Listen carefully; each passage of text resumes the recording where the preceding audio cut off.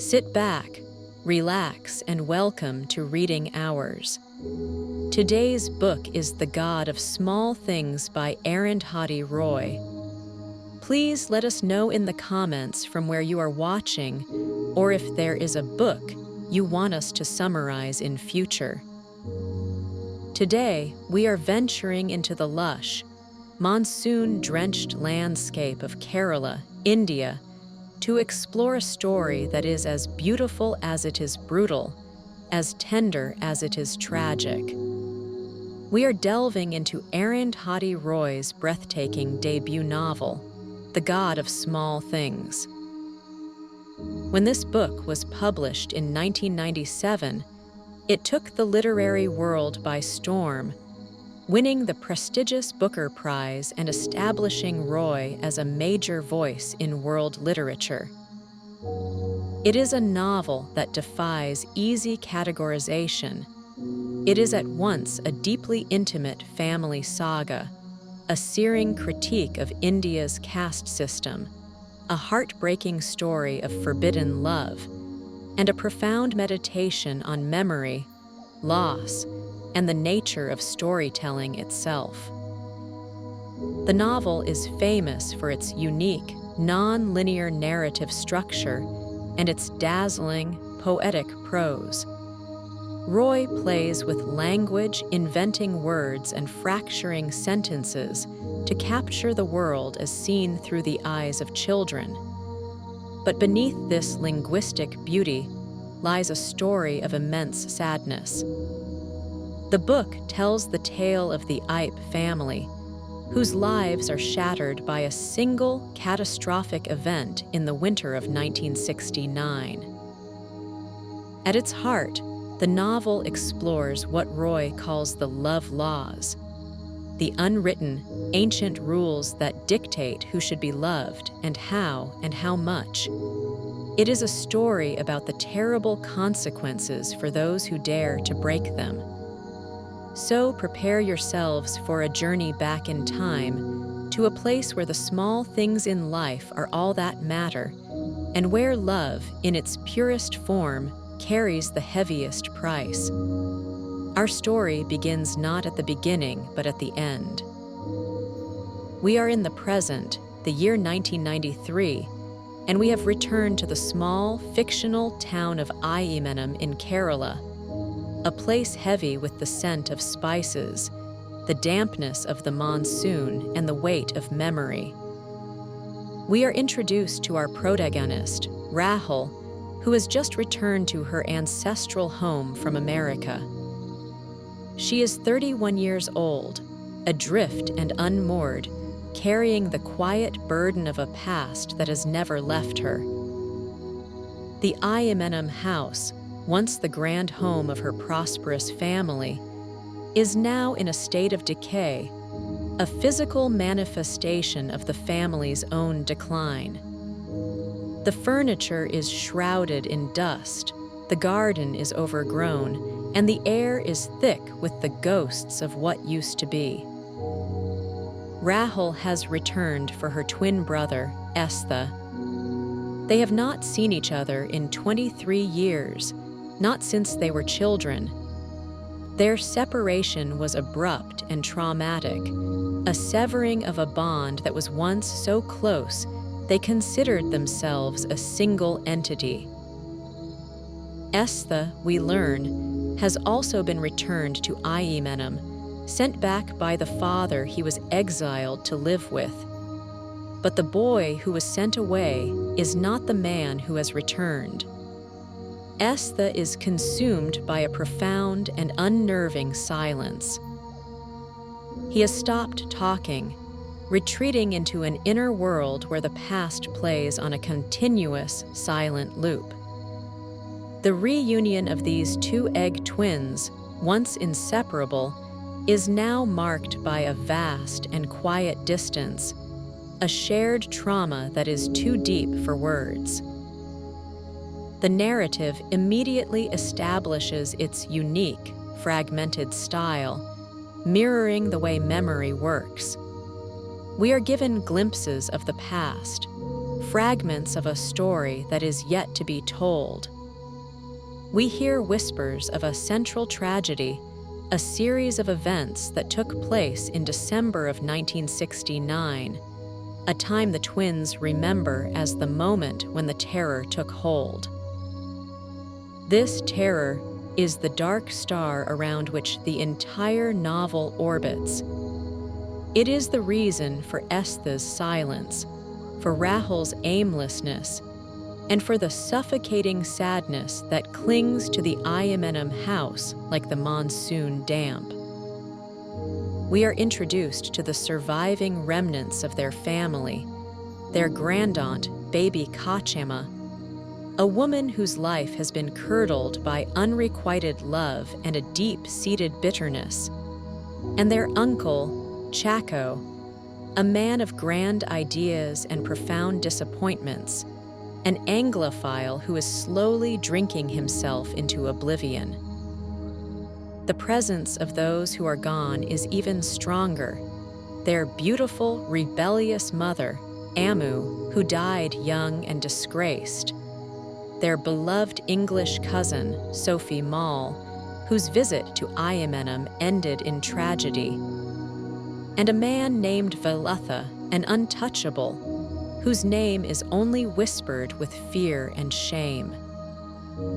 The stage is set not for a story that will unfold in a straight line, but for a slow and painful excavation of the past, a piecing together of the fragments of a shattered childhood, as Rahel and Estha silently circle the memory of the events that broke their world apart.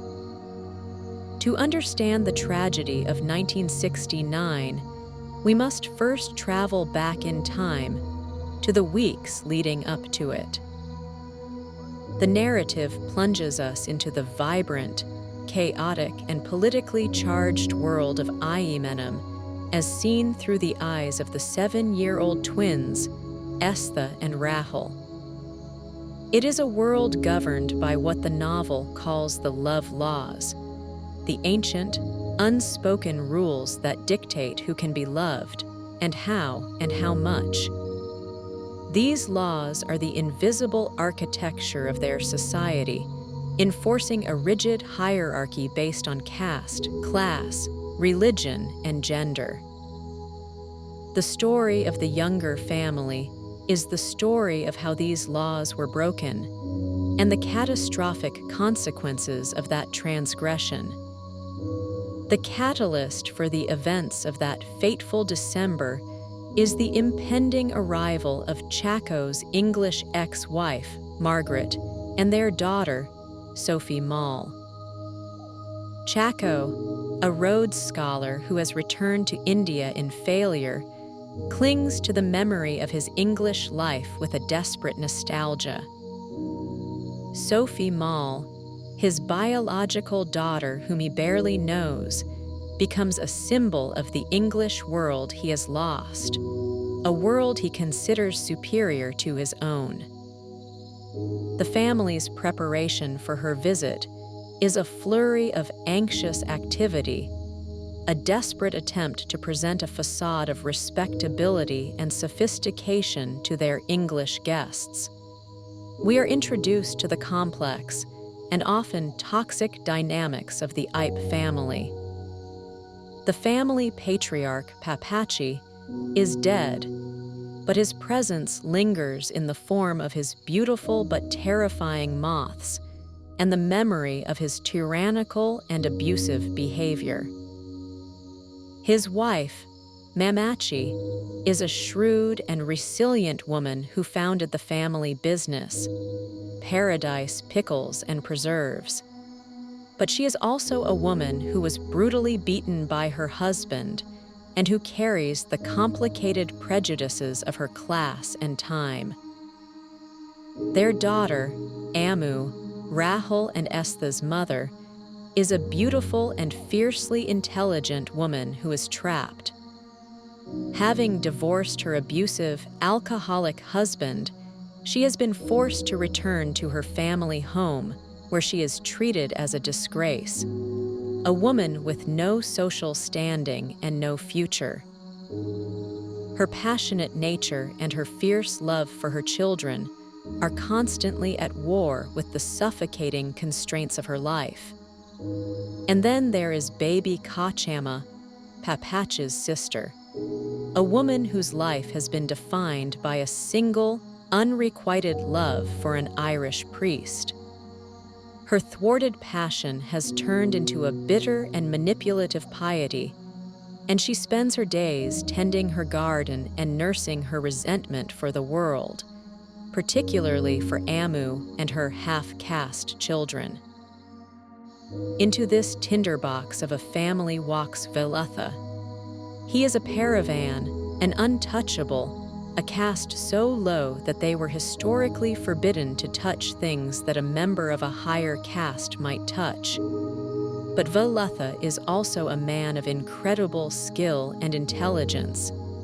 He is a master carpenter and mechanic, an indispensable worker at the pickle factory. He has a gentle and playful nature, and he shares a special, innocent bond with the twins. They adore him. He is their friend, their confidant, the one adult who seems to understand their secret world. But in the rigid and unforgiving social structure of Imenem, his very existence, his presence in the family's home, is a transgression. And the growing, unspoken connection between him and the lonely, defiant Amu is a violation of the love laws that is so profound, so unthinkable, that it can only lead to disaster. The day of Sophie Mall's arrival is a day of heightened emotions, a day when the carefully constructed facade of the Ipe family begins to crack. The family piles into their sky-blue Plymouth, a symbol of their precarious upper-class status, to drive to the airport in Cochin. The car is a microcosm of the family itself, polished on the outside, but cramped and full of tension on the inside. Chaco is a nervous wreck, his Anglophilia on full display as he anxiously awaits the arrival of his real family. Amu is sullen and resentful, forced to play the part of the happy, welcoming sister-in-law. The twins, Estha and Rahel, are crammed in the back, observing the adult world with their unique, innocent, and unnervingly perceptive gaze. They have their own secret language, their own way of seeing the world, reading words backwards and finding meaning in the small, overlooked details. They are intensely aware of the emotional currents swirling around them, even if they do not fully understand the source. On the way back from the airport, the journey is interrupted by a dramatic and foreshadowing event. The road is blocked by a massive communist march, a river of red flags and chanting protesters. This is a glimpse of the real political turmoil of Kerala in the late 1960s, a world of class struggle and revolutionary fervor that exists just outside the gates of the Imenem house. The family is trapped in their car, surrounded by the angry energy of the protest. The marchers, who are from the lower classes, surround the Plymouth, and in a moment of chaotic confrontation, they begin to rock the car, shattering the windows and terrifying the occupants. Baby Kachama is hysterical, screaming about the filthy, illiterate laborers. But it is Amu's reaction that is the most revealing. As the protesters force the family to wave a red flag and shout their slogans, Amu is not afraid. She is filled with a cold, hard rage. She looks at the protesters, and she feels a sense of kinship with them. She too is trapped, she too is oppressed, not by a capitalist boss, but by the patriarchal and classist rules of her own family. Her rage is a manifestation of her own deferred dreams, her own powerlessness. It is a moment of profound political and personal awakening, a sign of the rebellion that is brewing within her. The incident leaves a deep impression on the children, a sense of a world that is dangerous, unpredictable, and deeply divided. The arrival of Sophie Mall, the little girl in a yellow bell-bottom, is supposed to be a moment of joy, but it is now colored by this atmosphere of fear and conflict. Sophie is a lovely child, but her arrival fundamentally changes the family dynamic. She is immediately the center of attention, the special one, and the twins, for the first time in their lives, feel a sense of being displaced, of being less important. This small, childish jealousy will have tragic and unforeseen consequences in the days to come. The Paradise Pickles and Preserves factory, which stands on the banks of the Meenachil River, is more than just the family business. It is a central and powerful symbol in the novel. It is a place where the fruits of the land are bottled, preserved, and labeled, an attempt to impose order on the chaotic and fecund world of nature. But it is also a place that is slowly rotting from the inside, much like the Ipe family itself. The air is thick with the cloying smell of vinegar and mangoes, a smell that will forever be associated in the twins' minds with the events of that December. The factory represents the family's attempt to maintain its social standing, to preserve a way of life that is slowly slipping away. But it is a business built on a foundation of hypocrisy. Chaco, who inherited the factory from Mamachi, calls himself a Marxist, but he is a factory owner who exploits his workers. He is a man who talks about the long-term historical perspective, but is blind to the injustices in his own backyard. The factory is also the place where the forbidden love story between Amu and Veletha begins to take root. Amu, who has been forbidden by Chaco to work at the factory or to have any role in the family business, is a constant, lingering presence on its periphery. She is an outsider in her own home, and it is from this position of marginalization that she first begins to truly see Veletha. She watches him from across the river, admiring his skill, his strength, and the gentle way he interacts with her children. He is a man who is comfortable in his own skin, a man who is connected to the land and to his work in a way that the educated but impotent Chaco is not. Veletha, in turn, sees Amu. He sees her not as a disgraced divorcee, but as a beautiful and desirable woman. Their connection begins with these stolen glances, these small, silent acknowledgments of a shared humanity that transcends the rigid boundaries of caste. The children, in their innocence, act as the unwitting bridge between them. They move freely between the world of the house and the world of the riverbank, between their mother and their friend Veletha. They do not see the social chasm that separates them. They only see two people who they love.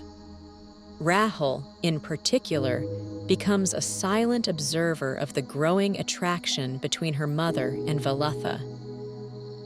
She sees the way they look at each other, the small gestures of tenderness, but she does not have the language or the conceptual framework to understand the profound and dangerous nature of what she is witnessing. She is an innocent keeper of a secret that will ultimately destroy her world. The title of the novel, The God of Small Things, is a phrase of profound and multi-layered significance, and it is most intimately connected to the character of Valatha and his forbidden relationship with Amu. In one sense, Valatha is the god of small things because he is a master craftsman, a man who can create beautiful and intricate things out of wood, a man who can repair any machine, a man who is attuned to the small, mechanical details of the world. His skill and his creativity are a stark contrast to the intellectual but impractical nature of Chaco. But in a deeper, more tragic sense, Valatha is the god of small things because, in the eyes of his society, he is a small person. As an untouchable, he is considered less than human, a person whose life has no value. He is a man who is expected to live a small, circumscribed life, to never dream beyond his station, to never dare to love someone from a higher caste. The secret love affair between Amu and Valatha takes place on the banks of the Meenachel River, a liminal space between the ordered world of the Iamenem house and the wildness of nature. It is a world outside the confines of the love laws. In their secret meetings, under the cover of darkness, they are not a toucher and an untouchable. They are simply a man and a woman. It is in this small, hidden space that they can create their own rules, their own world. In this world, only the small things matter, the touch of a hand, the sound of a voice, the smell of the river. The big things, caste, family honor, social standing, are forgotten. For a few brief, stolen hours, they are free. In this secret world, they are the god and goddess of small things. Their love is an act of radical rebellion, a quiet but powerful defiance of a system that is designed to keep them apart. It is a love that is pure and genuine, but it is also a love that is, from its very inception, doomed. The narrative describes their lovemaking with a raw and tender beauty, focusing on the small, sensory details. It is a portrait of a love that is both intensely physical and deeply spiritual, a brief and incandescent moment of connection in a world that is determined to tear them apart. This forbidden love is the heart of the novel. It is the single, beautiful, and terrible act of transgression that sets in motion the chain of events that will lead to the tragedy. It is a love that is so powerful that it will shatter a family, destroy lives, and leave a wound that will never fully heal. The idyllic world of the 7-year-old twins, a world of small adventures and shared secrets, begins to unravel with a single sordid incident that marks a profound loss of innocence. The family takes a trip to the city of Cochin to see a movie, The Sound of Music. The trip is already fraught with the usual tensions, exacerbated by the presence of Sophie Mall, who is now the undisputed center of the family's universe. In the crowded and chaotic lobby of the Abhilash Talkies, Estha is left alone for a few moments. It is here that he is approached by the Ordrind Lemendrink man, the vendor who sells snacks in the lobby. In a brief but horrifying encounter, the man forces Estha's hand onto his own aroused crotch. This act of molestation is a brutal intrusion of the ugly and predatory adult world into Estha's innocent childhood. He is confused, he is ashamed, and he is terrified. He does not have the words to describe what has happened to him. When he tries to tell his mother about it, she does not understand. Amu, consumed by her own frustrations and her simmering anger at the world, misinterprets his distress as a childish tantrum.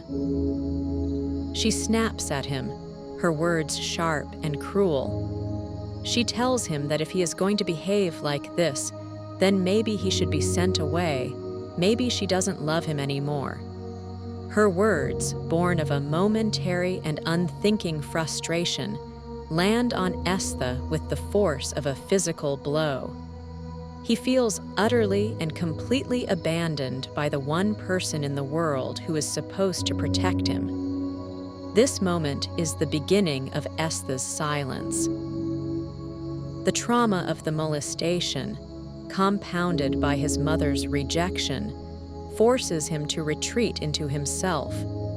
He makes a silent, unconscious decision to stop speaking, to wall himself off from a world that has become too painful and too confusing. The incident at the cinema creates a deep and painful rift between Amu and her children. Feeling rejected and unloved, the twins decide to run away. Their plan is a childish and naive one. They will pack a small bag, take their little boat across the river, and live in the History House, an abandoned and reputedly haunted house on the other side of the riverbank, a place where they know Velatha sometimes sleeps. Their decision to run away is a direct and tragic consequence of the failures of the adult world around them. It is an act of desperation, a search for a safe haven in a world that has suddenly become hostile and threatening. The night the children run away is a night of high drama and terrible foreboding. The air is thick with the promise of a storm, both literal and metaphorical. While the twins are making their secret preparations to escape, another, far more significant secret is being brutally exposed. Baby Kachama, with her sharp and malicious eyes, has seen something she was not meant to see. From her window, she has caught a glimpse of Velatha on the riverbank, and she suspects the unthinkable. She begins a campaign of insinuation and suspicion, planting seeds of doubt in Mamach's mind. Her suspicions are confirmed when Velia Poppin, Velatha's own father, a man who has been loyal to the Ipe family for his entire life, comes to the house in a state of shame and terror. He has seen his son with Amu, and he has come to confess his son's transgression, to offer to kill his own son to atone for the dishonor he has brought upon the family. The revelation of the affair unleashes a storm of fury and disgust in the Iamenem house. Chaco, in a fit of patriarchal rage, confronts Amu. He insults her, he calls her a whore, and in a moment of shocking hypocrisy, he tells her that she has no right to love, that her children are millstones around his neck. He locks her in her room, a prisoner in her own home.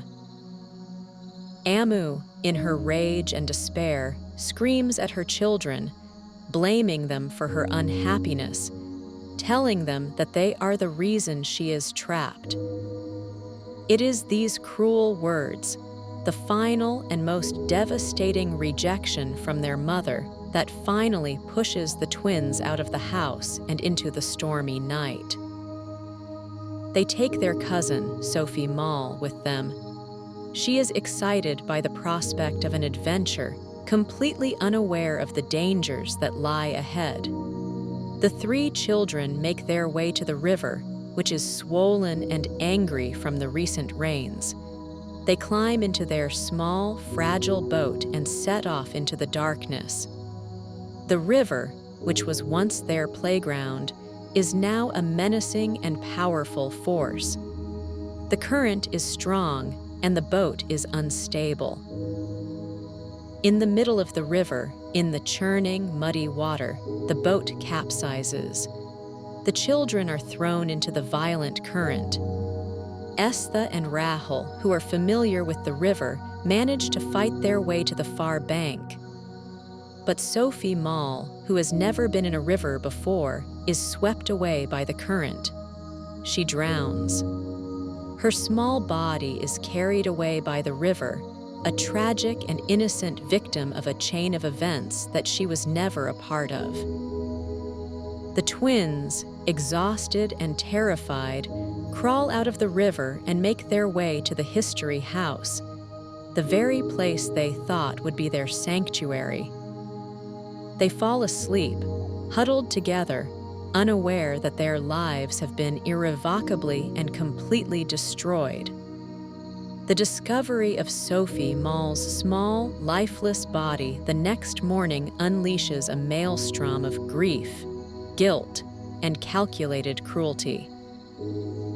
The death of the beloved English cousin is a tragedy of unbearable proportions, and the Ipe family, in their shock and horror, immediately begins to search for someone to blame. The focus of their fury and the instrument of their revenge is Velatha. The narrative now reveals the full extent of baby Kachama's malevolence. She is a woman who has been twisted by a lifetime of bitterness and thwarted desire, and she sees in this tragedy a perfect opportunity to destroy the people she hates most, Amu and Velatha. She sees a way to save the family from the public shame of Amu's affair with an untouchable, a scandal that, in her mind, is far worse than the death of a child. She begins to spin a wicked and calculated lie. She goes to the police and tells them a fabricated story. She claims that Velatha, in a fit of communist-inspired rage, has kidnapped the children, raped Amu, and is responsible for the death of Sophie Mall. It is a lie that is designed to play on the deepest prejudices of the police and the society they represent. A story of a sexually predatory untouchable and a promiscuous upper caste woman is a story that the world is all too ready to believe. The police, led by the brutal and biased Inspector Thomas Matthew, immediately launch a manhunt for Velatha. They find him at the history house, where he has been sleeping, completely unaware of the tragedy that has unfolded. They do not arrest him. They unleash upon him a torrent of savage and unrestrained violence. They beat him with a savagery that is reserved for those who are considered less than human. The twins, Estha and Rahel, who are hiding in the house, are the silent and terrified witnesses to this horrific brutality. They see their friend, the god of small things, being beaten to a bloody pulp. It is a sight that will be seared into their minds forever. But the final and most devastating act of the tragedy is yet to come. The police need a witness. They need someone to corroborate baby Kachama's story. And so, in the dead of night, baby Kachama takes the two traumatized, 7-year-old twins to the police station. She terrorizes them.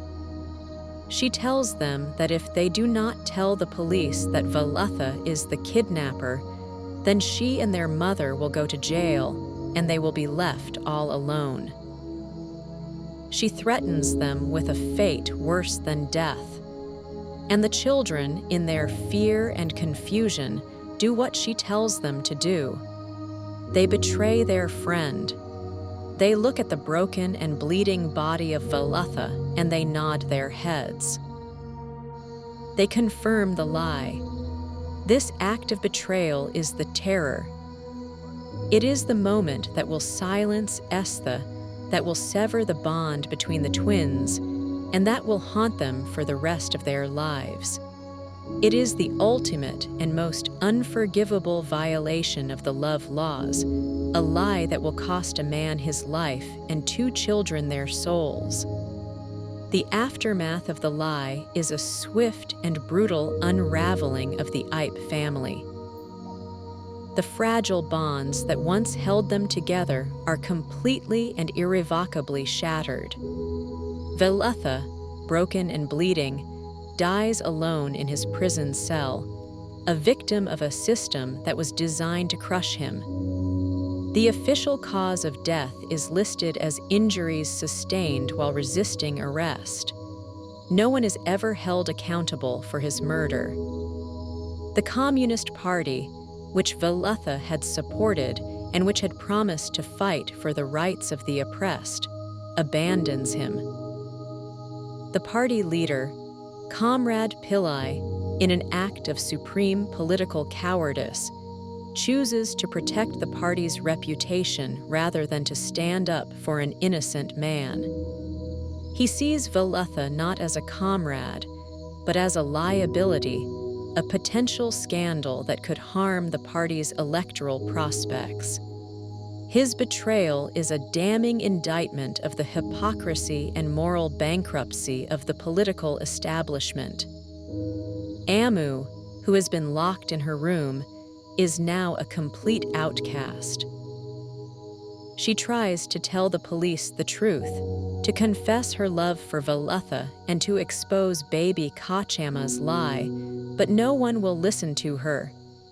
She is a disgraced woman, a madwoman, her testimony worthless. Chaco, in a final act of patriarchal cruelty, banishes her from the Iamenem house. She is thrown out, with her 2 children, left to fend for herself in a world that has no place for a woman like her. She eventually finds work in a series of low-paying jobs, her health and her spirit slowly draining away. She dies alone in a cheap hotel room at the age of 31, the same age Rahel is when she returns to Iamenem. The family refuses to claim her body for a church burial, and she is cremated in an anonymous public crematorium, a final and ultimate act of rejection. The 2 children, the small things of the title, are the living casualties of the tragedy. They are torn apart from each other, their shared world destroyed. Estha, silenced by the trauma and the guilt of his betrayal, is returned to his biological father in Calcutta. He is sent away, exiled from his home and from his twin sister, the other half of his soul.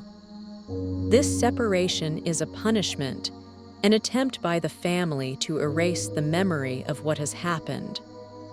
Rahel is left behind in the toxic and suffocating atmosphere of the Iamenem house, a constant and unwelcome reminder of the family's shame. She grows up wild and rebellious, eventually being expelled from school and sent away to an architectural college in Delhi.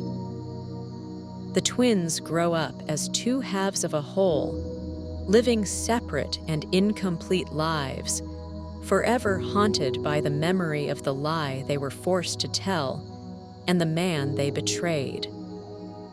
The novel ends where it began, in the present day, with the reunion of the 31-year-old twins in the decaying Iamenem house. 23 years have passed since the tragedy, but for Estha and Rahel, time has not healed the wound. It has only allowed it to fester. Estha is still wrapped in his profound silence, a man who has been hollowed out by the past. Rahel has returned, not with any clear sense of purpose, but with a deep and unspoken need to reconnect with the other half of herself, to make sense of the events that shattered their lives. Their reunion is not one of joyful tears or emotional confessions. It is a quiet and somber coming together of two broken people who share a language that is beyond words. They move around each other with a kind of sad and gentle familiarity, two ghosts in the house of their own childhood. The final chapters of the novel are a slow and painful piecing together of the past, a final look at the terror from the perspective of the adults they have become. The story circles back on itself, filling in the final, heartbreaking details of Valatha's death and their own childhood betrayal. In the novel's final and most controversial scene, the twins, lying together in their childhood room, make love. This act of incest is not presented as a prurient or sensational event. It is a desperate and tragic attempt to break through the silence and the isolation that has defined their lives. It is a final, sorrowful transgression of the love laws, an act of shared grief, a way of saying, "You are me and I am you." It is an attempt to reconnect the two halves of a single soul that were violently torn apart so many years ago. It is an act that is both deeply sad and strangely tender, a final, heartbreaking expression of their shared and unbearable loss. The novel does not end here, however.